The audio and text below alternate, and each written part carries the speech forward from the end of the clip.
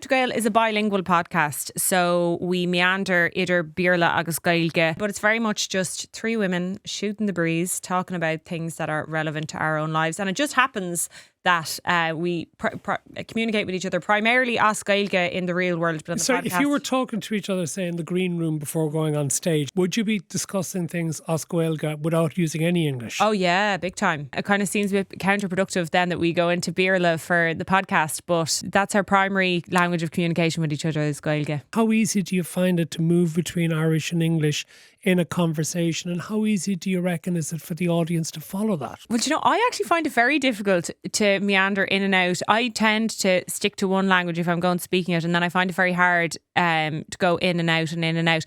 I find that my fluency isn't as good as Bíorla, especially when I'm in situations like this now and on live radio. If I'm grasping for a word, the Irish word will always come to me quicker than the English language word. But I think, for the podcast, it's primarily in English, I suppose, and then, maybe 30 to 40% Gaeilge, and it's very much kind of sewn in to the conversation. So it's really accessible for people to pick up. People don't even really realise that we're switching between languages. A lot of it is, you can pick up the meaning as well in the context of the conversation if you're not 100% familiar with the exact sentence.